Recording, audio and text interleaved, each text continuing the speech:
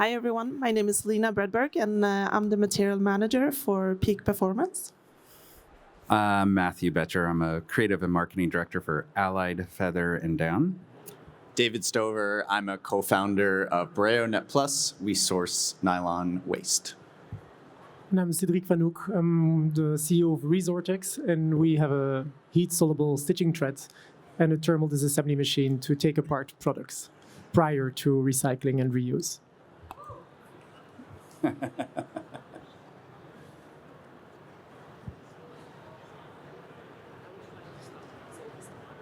The slide? We start with a movie. Yeah. Who wants?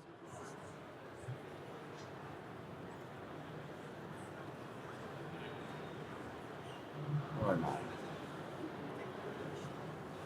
Or not. We can skip it. We can skip it. Yeah.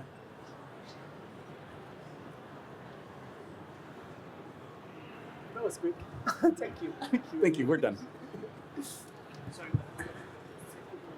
Oh, there we go. So when down is put inside a quilt, it gets incredibly difficult to recycle because it takes a lot of manual work to unpick and undo all the seams. And after years of tight collaboration with Allied Feather and Down, Net Plus Pertex, and Resortecs, we found a seemingly simple solution which lied in the thread. Well, our partner Resortecs have created an innovation, a disassembly process including dissolvable thread. It's called Smart Stitch, and when treated under a patented condition, the thread dissolves, releasing the seams and enabling the reuse of valuable materials, such as nylon and down. It matters that we take that step in our research journey because we need scalable solution. And together with the RDS certified down from Allied Feather and Down, with the nylon from recycled fishing nets from Net Plus Pertex, and with the Smart Stitch technology, the thread from Resortecs, we are able to unlock the second life of those resources.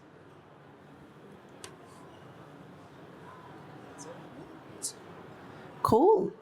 So Peak Performance is an outdoor brand founded in 1986 in the heart of the Swedish mountains up in Åre. And we focus very heavily on ski and hike, but we do have quite a lot of products supporting the everyday active consumer, down jackets being a very, very big part of that. With very, very strict and clear guidelines and strategies when it comes to lowering our impacts, working on our emission reductions, and especially focusing on products designed for circularity. These topics are something that, it's always on top of our minds, the same as I assume with a lot of brands. And trying to figure out always what the next step is while still maintaining quality and longevity. It's not always the easiest, but it's really important because when you start losing quality and longevity in the product, personally, I don't necessarily think that that is no longer a sustainable solution that you're working on. So around 2 years ago, I think it was, Peak and Resortecs sat down and started having discussions about these topics. And beyond the fact that Resortecs had this really amazing new innovative technology with the dissolvable thread, the reason why we as a brand found the potential collaboration so interesting was that by far our biggest product group is down jackets in our entire collection by volume year on year. And at the time,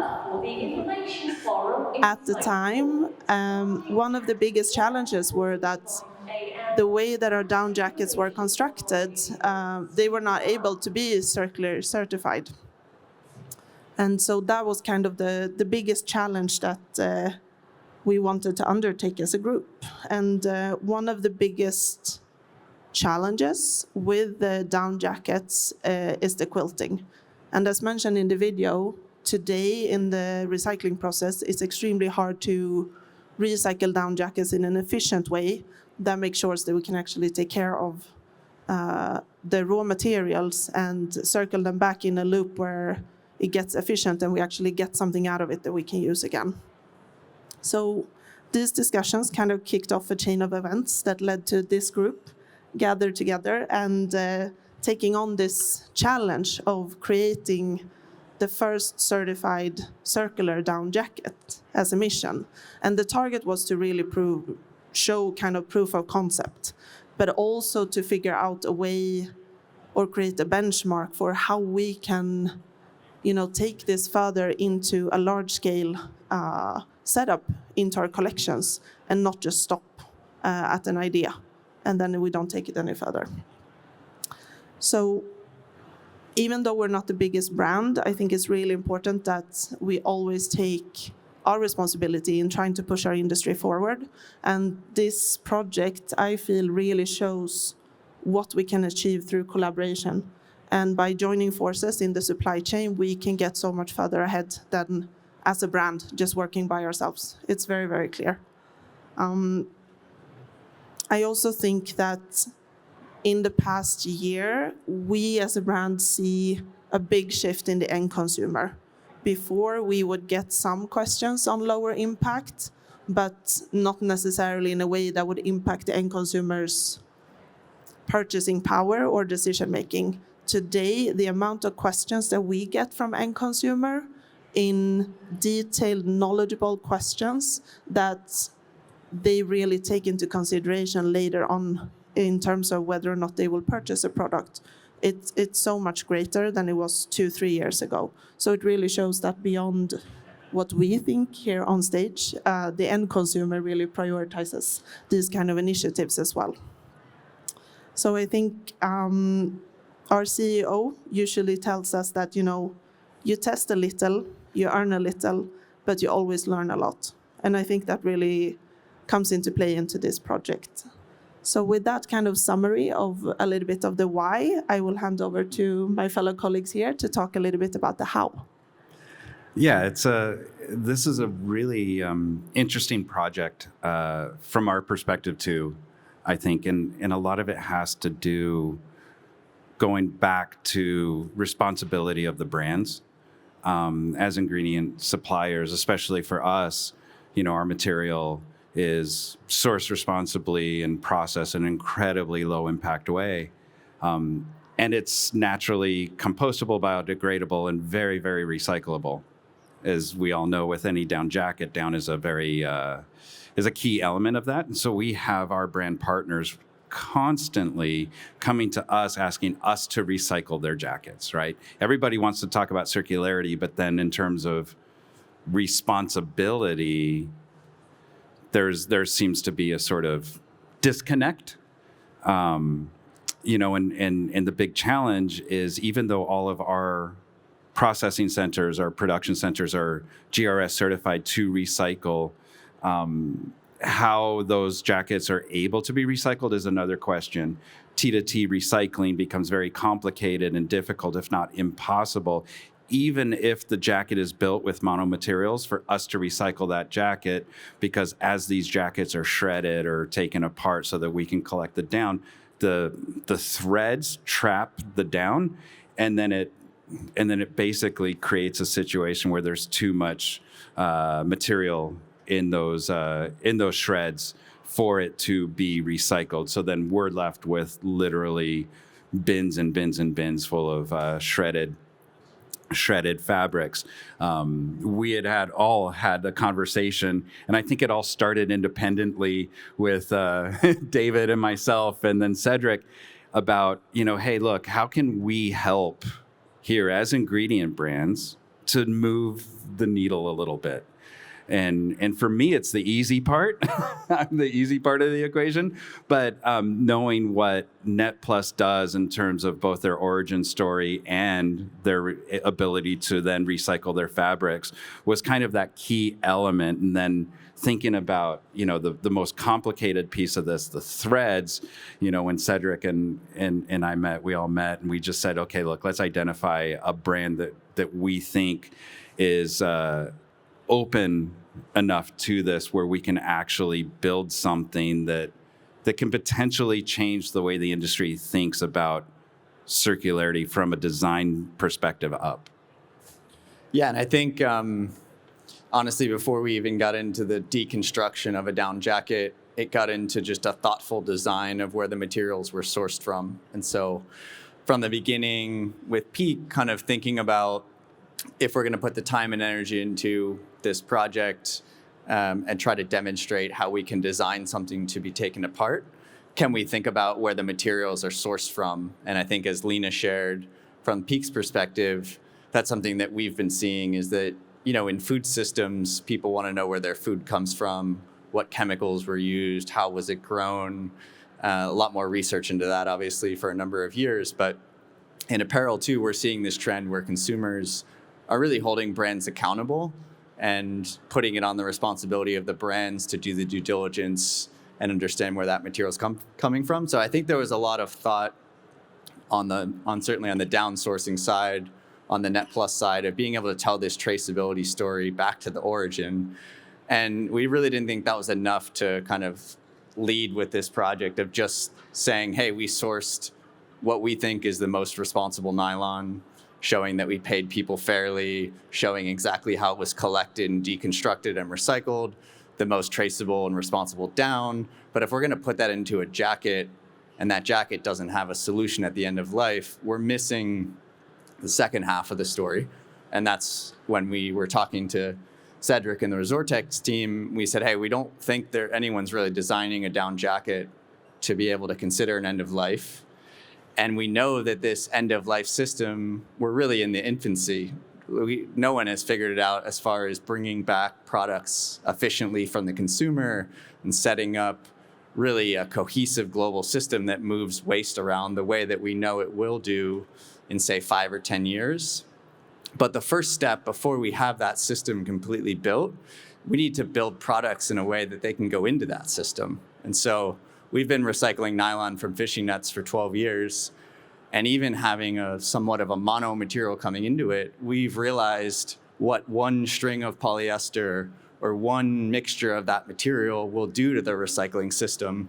And anyone that recycles will tell you how clean and consistent a feedstock goes in will result in how efficient and how scalable that is. And so, yeah, this project, I think, really tried to bring together the thoughtful sourcing of that material and tying it with really what is a future problem. And when this system is built, this jacket hopefully will live for 5 to 10 years. And when it does meet its end of life and it is returned, it will be able to go into this system, and now we'll have a solution to separate the down and the nylon. Exactly. I think that we have a product that has beautifully sourced materials, a product that is built for durability. And so I think that is the basis of a good design. But today we all know that we need to go that step further, that just making a durable product is really not enough. It should be just the basic benchmark where you start. You need to create a product that also fits within the further extension of reusability, reusing that product, reusing the materials of that product, up to recycling those different materials. And that requires you to look at a product even beyond just its function of the product itself, but also how that product functions within a wider system. And that is where, with Resortecs, we really enable to separate all different materials to be able to be reused in each of their most efficient ways. May it be recycling in the case of the nylon, may it be reused in the case of the down, without destroying the material integrity, so keeping that material quality as high as possible, in order to be able to really revalorize and reuse those materials as much as possible. And it does not only make environmental sense, this also is economically super important in an environment or in a global economy that is so under pressure, so volatile as it is today. It really makes just basic common economic sense to start looking at how to optimize your sourcing, and what better way than to source materials from your own products that are stuck in a warehouse because there is a boat blocking the Suez Canal, or because there is an orange with banana IDs starting to bomb a country on the other side of the world. So this circularity is, of course, a long-term story on 5-10 years product life cycle, where you really want to be able to recycle products and make sure that a durable product that is there to enjoy environment is not ending in the environment, polluting the environment that you want to cherish, but that it's a product that can live there, but it also on shorter terms makes really sense in your own company durability, or at least agility, to be able to behave in a very unstable environment. Yeah, I was just going to jump in and say that the other part of this project is that this was clearly a jacket kind of designed for the future. And so peak the designers and talk to them like, it's not something that you see every day, an anorak puffy that you slip over. The trims are all spun from nylon by hand. There was parts of this project where we really wanted to push the envelope and say, okay, we don't want any other polymer material. It's only nylon. We want to show that it can be easily separated from the down, as simple as going into 2 systems, recycle the down, recycle the nylon. But the other part that we wanted to make sure is that all of these solutions are commercially adoptable now. So even if you don't design an anorak this unique or this simple, there's incremental steps that you could take. If you wanted to have a zipper, that will add a step that you could remove that trim, but it's still simpler than an insulated jacket that has polyester trims, a metal zipper, a nylon tag, stitches that you can't remove. There can be incremental steps that we can all take now to make progress. But with this project, we really wanted to push the envelope and say, this is what we think the future will have to look like in order to be able to put garments into this system. And I think too, the collaboration with Peak Performance made sense because the way their organization is also set up, where their design teams are also speaking to the ingredient partners, because the word design has been used a lot here, and I think that's really, really key, right? These products need to be designed for circularity, right? It's not just enough to use recyclable ingredients and then assume that your product is actually recyclable, because chances are it's probably not, right? And so when working with the design team here, it was really fascinating talking about incorporating origami into the creation of pockets and removing multiple trims and things like that. But I think that's kind of one of the biggest takeaways from this project is the collaboration doesn't just need to include the brand and the ingredient suppliers, but the entire design teams as well, right? We need to think our design languages. It's too easy for brands to just push it back onto textile recyclers or their actual ingredient partners to say, here, now do this for us. I think what the project also showed is 2 elements. On the one hand, the quality of the feedstock and the down. I think that we can go a bit deeper into that on one point. The other thing is that the simplicity of it. Because, of course, it took some time, and we tried to push really from a design point of view or from a conceptual point of view the product. And that took some effort and some time as well. But it's really not complicated. As David said, the technologies are there. So those are scaled technologies. None of us are nothing of this was done in a lab. It was in industrial settings. And if you want to put a zipper in there and you stitch it with Smart Stitch, that zipper can fall out of that product. So you don't have a limitation in durability and functionality of your product. There is really not a crazy limitation in design.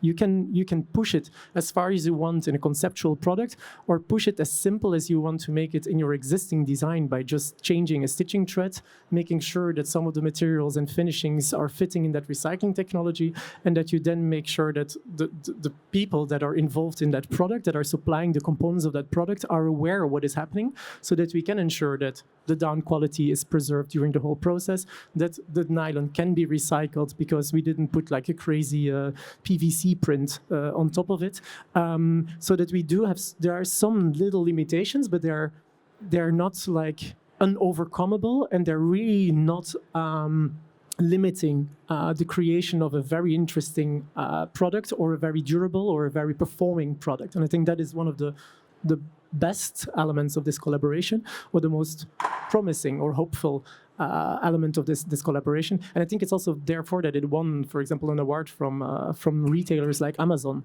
on the fact that they really believe that customers are also looking to products that are fitting into the new reality of our economy.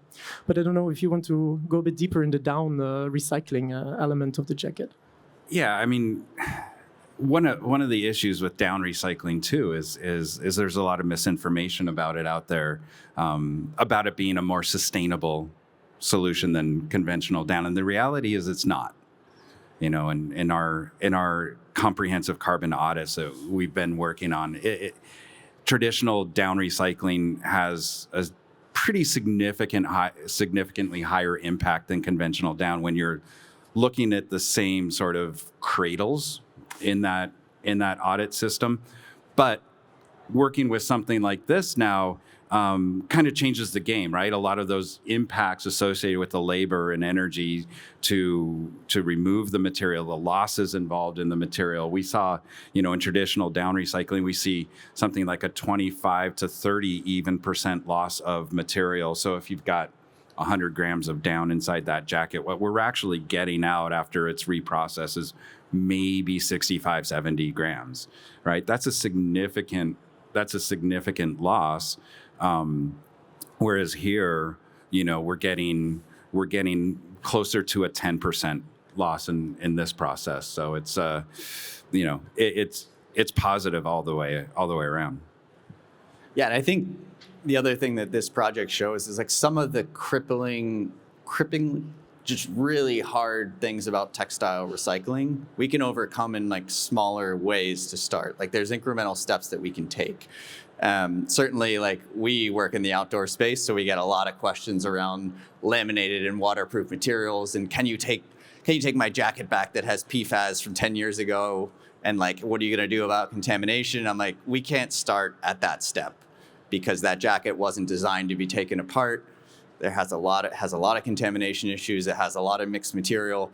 But let's look at your whole portfolio of products and think, where can we start? Do you have a pair of nylon shorts with polyester pockets and metal trims and a polyester stitching? And like, are there incremental steps that you can take and explain to your consumers why you're making those changes and those updates? Because they'll appreciate that. And also the recyclers will appreciate why you're thinking about this future system of how these garments can be prepared in a way. And certainly insulation is tough. I don't think it's as tough as the waterproof components. And so novel kind of design changes that will allow really the difficult part of the baffles to be taken out, because quite frankly, for a jacket that has fabric that might weigh similar to the down, maybe 100 grams or 120 grams, to pay someone to take that insulated jacket apart is economically impossible. It just will not work. This system, the apparel industry will not be able to pay the labor or the inefficiencies to have someone take apart the jackets the way that they're built now. And so we do have to change that system and design products in a way that can efficiently go into a recycling system. Because even the best technology for recycling, and it will get better, when we have more image recognition and robots and automated systems that will come certainly in our future. But even with that, if you have a lot of different mixed materials and complicated structures, it's going to be very hard, like Matthew said, to efficiently get products out of that to be able to be remade. And so while not all garments can be designed as maybe as thoughtful as this, certainly there can be incremental steps that can help the system out and be able to see the reuse of materials. And I think the dissolving thread will be a really big piece of that. Indeed. It's designing for recycling, you could say, or designing for reuse, or designing all the different options that you have. That is what you try to take into account. I don't know, but I suppose that people in the room as well are maybe thinking about costs. This must be like a crazy expensive product. Sounds a very good story, but my bottom line is not going to be happy. And then there again, it's I think we can show, especially because this is a down product, that you should rather be thinking about profits than cost. Of course, from a sourcing point of view, purely upfront sourcing, there are some incremental costs on the textiles because it is a recycled textile, and you have a special thread in there, and you have the highest quality of down. But on the moment you can start to revalorize those materials, and this does not happen only in 15 years from now, but already on your production site, in your warehouses, in your unsold inventory, in the return of your products, in the repair that in some cases you're offering to your products. You have all those kind of optimizations that you can obtain there, and revalorization of products, the reuse of materials, getting faster repair, etc. Where that is where the cost reductions allow you to have, to recover more than the incremental cost that you had up front in your sourcing. So if you look at the total cost throughout the product lifetime, this product is cheaper than a product that maybe at a production stage is cheaper because it's sourced with benchmark materials, but is having all kind of issues at every stage in your supply chain, which often are not really taken into account today. Yeah, and I would completely agree. I mean, I think something to be innovative or responsible should not be prohibitively expensive for a brand to adopt it. But if you're looking to create, a premium jacket, the switch from conventional to responsibly and traceably sourced material, I'll let Matthew speak on that, but certainly on a nylon side, it's not significant. Like if a jacket has 100 grams of material and the cost of the yarn is $2 to $3 more, you're talking about tens of cents. So if you're a brand standing behind that material to your consumer, it's really being able to convey the support as to why you're responsibly sourcing the material opposed to a conventional one. And unfortunately for nylon, the conventional material is sourced from crude oil.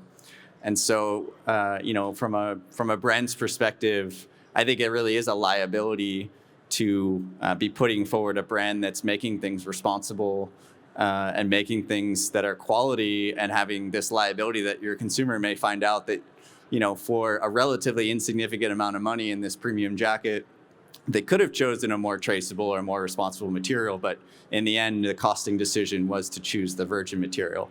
And I think it's a dangerous proposition that we've been in the apparel industry, to really build premium apparel on really inexpensive, cheap fossil fuels. And certainly we are starting to see, and I expect that we'll continue to see volatility in that market that's really called that kind of into question. And so I think trying to break that and get back to how do we reclaim waste, look at alternative materials, and replace them in a way that does work within an economic model, and really allows the brand to participate in higher brand value, higher recognition from their consumers that they're doing the right thing, and the cost may be really incremental. It doesn't have to come, you're not talking about a jacket moving from $250 to $350. It may be moving from $250 to $255, but with a much better story and explanation as to how that can work. Good. Cool. Questions?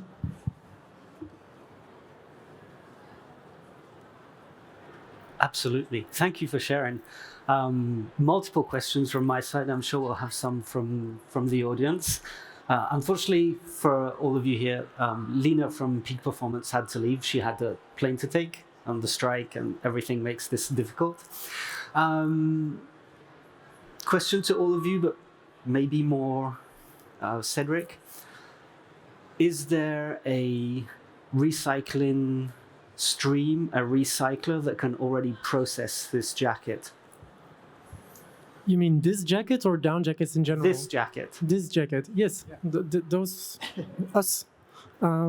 So we are interconnected, so we are continuously in touch with each other. Today, of course, this is a prototype jacket. Production is being prepared. So we are not having jackets in a warehouse to be dismantled, etc. But everything is ready. We have a capacity to dismantle up to 1 ton of jackets a day, which is far enough for what is needed. And that down can be shipped to Matthew to be cleaned and to be re-injected into the production. And the textiles can be sent to David to be recycled.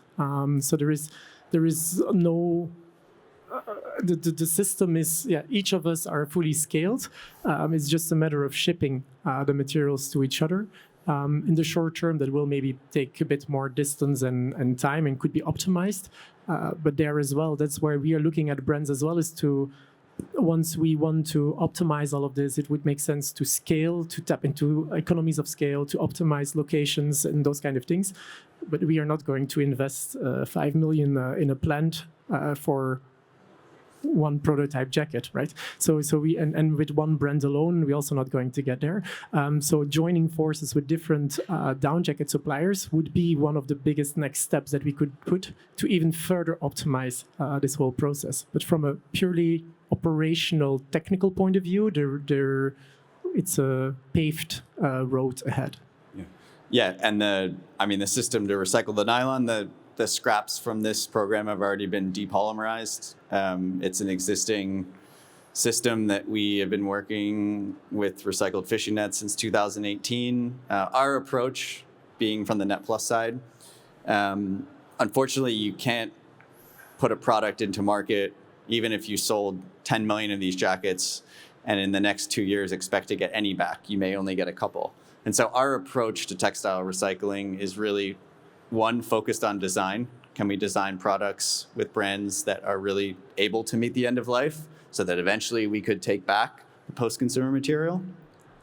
And doing so in a way that we can already, if there is a waste stream there, so if there's a simpler nylon product that can either be separated by a dissolvable thread, maybe it's a nylon pair of pants or a pair of shorts that is a simpler design, that can go into the existing depolymerization system. Actually, textiles in this form are really easy to recycle because there isn't a contamination from any other polymer going in there. And so that system already exists.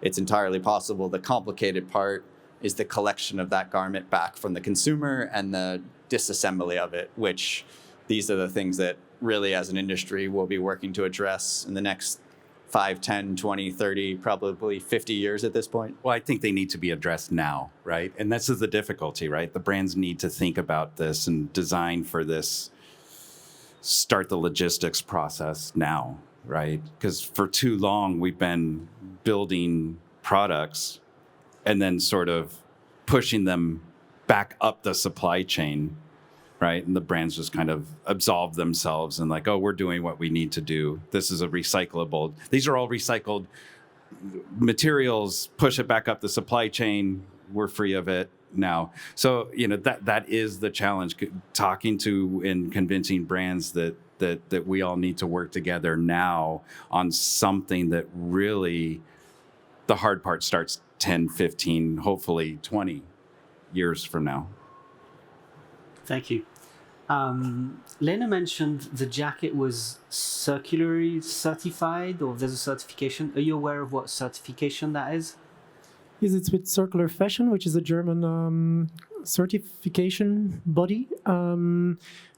Up to so far, so without Smart Stitch and without our collaboration, down jackets could never be certified for circularity because of the fact that it's impossible to retrieve down. Well, manually, it's just a very painful process. And with mechanical systems, you're also breaking the down and you get to that issue where you have a lot of down mixed with polyamide, etc. So the recycling of down jackets with existing reactive systems was just not at the level for that certification. Dixit Circular Fashion, and with this collaboration, we somehow enabled or unlocked the certification of down jackets because in this case, we are you need to imagine that what you have there is that quilted jacket. If it goes through our system, you get to a big pillow. And then it looks as if you are recycling down from sleeping, like cushions and bed pillows. And so you get back to a process that fits within the existing down recycling method, and that is not harming the down at any stage. And so that makes it, again, a realistic, scaled, existing recycling process, which can be certified. Thank you. Any questions from the audience? Could we have a microphone, please?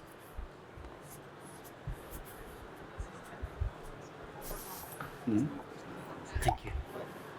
Yeah. Thank you. So I imagine that jacket is not made in Europe, but the whole recovery process of materials would happen in Europe.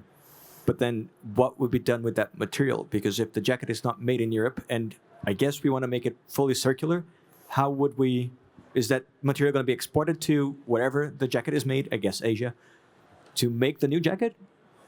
Or what is going to happen? Yeah, I mean, that's something that we talked about at the very start of this project. I wasn't here, sorry. Yeah. So obviously, I'll let Cedric talk about that, because certainly from the Resortecs side, there is capabilities in Europe to dismantle that. But I think that, like, throughout this panel discussion, this theme of, like, even before you get to what's going to happen with the materials after you separate it, how are you going to get the jacket back in the first place, right? And so I think that these are things that as we as an apparel industry start to figure out where we're centralizing and collecting waste, how are we moving that to regional disassembly and recycling centers, this will have the answers to that, I would say, hopefully in the next few years. The immediate step that we could take was designing it so that we know that it could go into a recycling system. And so right now, the depolymerization on our nylon is happening in Asia. And so eventually that feedstock would have to get back to Asia, be depolymerized, put back into a yarn that could then go back into production in Asia. But I certainly agree with you in the long term. If we have regional collection, there's no reason we can't have regionally deployed recycling systems, from taking apart the thread to eventually, a chemical recycling or another type of recycling, and going into at some time maybe some leaner, kind of smaller production. But right now, the first step is the design of it has to be able to go into that system, and we'll learn and kind of take the steps of where those systems will be built. And we have production facilities globally as well: Europe, Asia, Canada, U.S. And the system that Cedric and his team have developed is wonderfully, like, beautifully simple, and could be implemented in any single one of our facilities. So it's all about scale, right? Where are products being returned? Right. And then at what scale, right? If the scale is there, we've had this discussion where we would be happy to use our facilities, China, Czechia, wherever that is, right? To make the collection and travel from that collection to the recycling facilities as easy as possible. It is a really good question, and we kind of addressed it yesterday in one of the panels. It doesn't take much to think of reverse logistics, because all the ships that bring the goods from Asia need to go back, and you could very easily fill a container ship with recycled material to go back to the producer at a limited cost, very financial cost and environmental cost. Because if you think of a container ship today, a modern container ship is 4,000 20-foot containers. In one of those containers, you can fit probably 20,000 pounds of down or recycled material. So if you take the environmental impact of shipping that and divide it by a pound of material, it's really, really very minimal. Yeah, And I know personally the work being done too on some of the biggest shipping corridors in the world by some shareholders, including Maersk and Amazon, to develop carbon neutral shipping corridors. We're not that far off. Those are in the works right now, right? So hopefully the shipping becomes less of an issue in terms of environmental impact. Yeah, and I think it's obviously idealistic that we could collect everything locally and make everything locally, and maybe we'll make some improvements there. But just echoing, there's been a lot of LCAs done on the transportation of material, and like even at these shows, you hear like, oh, this sustainable material isn't that sustainable because they have to ship it around the world. We've looked at the LCAs of a lot of that and can tell you that, like for nylon in particular, if you collect nylon and then ship it halfway around the world, ocean freight, you might be at 10% of the footprint of sourcing virgin nylon. But that's just the LCA. And, you know, it was best described to me by a representative who said, hey, I looked at this LCA and we're not comfortable with shipping this material around the world. And someone stopped that expert and basically said, those are the numbers that you're looking at. Let's look at the actual impact per kilogram of material. And by the way, separate from that LCA, in your neighborhood, do you have a petrochemical facility or a landfill? And if you don't, you need to take into account that the extraction of this oil to produce that virgin material has impacts on all those communities and the rivers where we enjoy the outdoors. And at the end of life, that material is going to go into a landfill and pollute it. And so all the efforts to collect this waste and ship it around the world have costs and certainly energy. But if you can do a proper LCA and prove that you're at energy and water and all the other uses below virgin, you are way better off because you're also removing the risks of extracting that fossil fuel and then polluting at the end of life that are captured nowhere, unfortunately, in that LCA. Any other questions?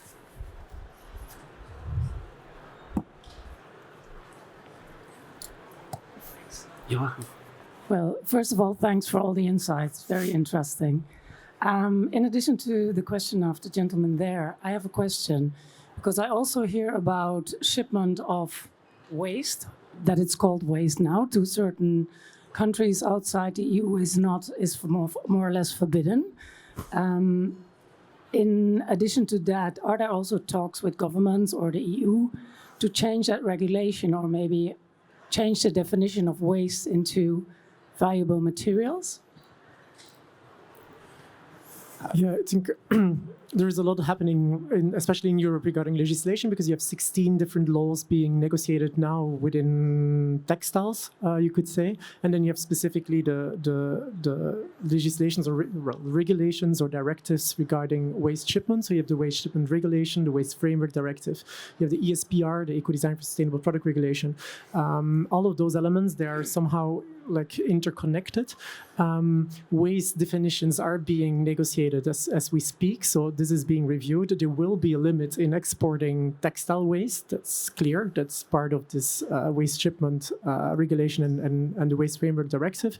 The waste framework directive is forcing to have separate textile collection, to have an EPR scheme for textiles. So there's a lot moving, makes it sometimes very complex for us also to work because some things are already in place in some countries and not in others, and then brands don't really know how to navigate into that chaos that is currently created. But in the coming years, all those kind of things should be clarified. What we cannot forget, of course, is that, and that is also regarding locations, is if you collect locally a textile product as waste, you pre-process it, it can still be defined as waste, but it could also, depending on the end of waste principles, be already a kind of ingredient product. So in some cases, just by dismantling or pre-treating the product, you could have certain elements that are end of waste because you will be reusing directly a trim or whatever that is still reusable as such.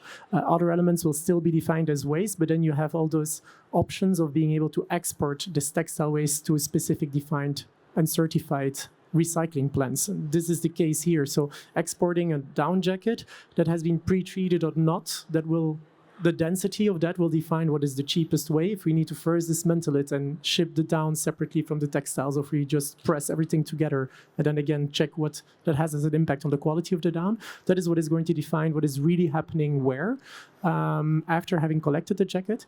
And the rest is just in line with the European legislation that is being negotiated today.